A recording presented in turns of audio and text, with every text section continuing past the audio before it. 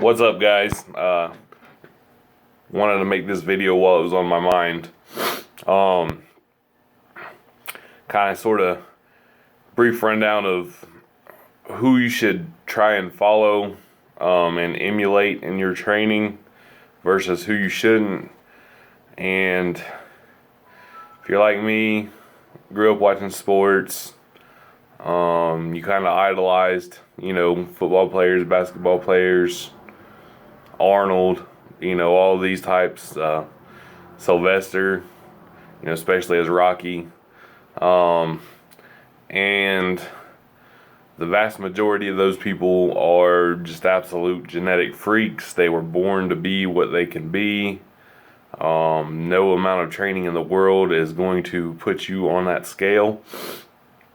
That said, these guys can train just incredibly stupid, for lack of a better term.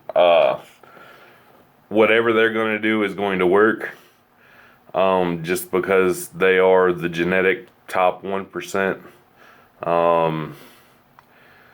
Their diets, their training, don't have to be as polished as the average person's to achieve results. It's just they're going to get them. Go watch any football locker room lifting videos. They're cringeworthy. Just horrible lifting, horrible form, but the dudes are all massive and fucking shredded. And early me, years ago me, thought, oh, you don't need form. Look at these guys. They don't worry about proper form. They're not getting hurt. Blah, blah, blah. Look at them. They're fucking ripped. They were going to be that way regardless. They were going to, do push-ups, sit-ups, do any sort of training, any amount of physical activity. They were going to look that way. Herschel Walker, for example, doesn't touch weights. Jamal Lewis, another NFL running back. I read, gosh, this has been years ago when I was reading magazines and stuff before YouTube and social media got real popular.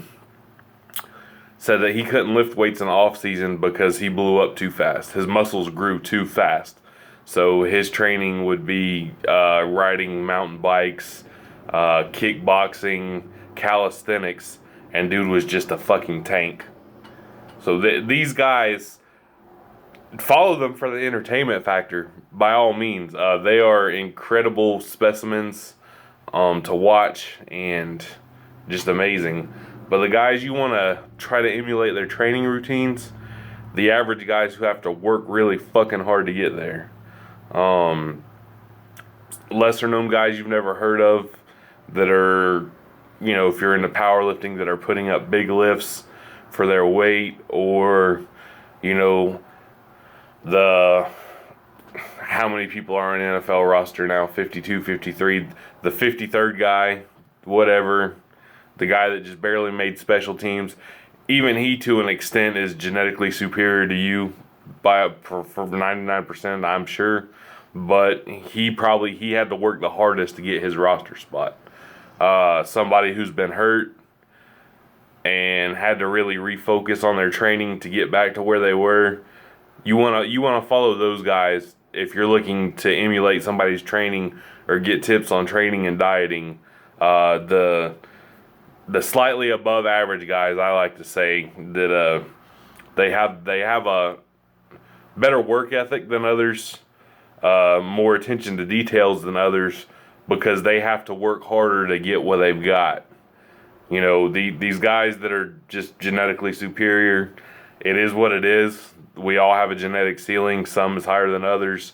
And some people, what's a fucking diet? What's a controlled rep? What's a off season? What's a peak? They don't need it. You probably do.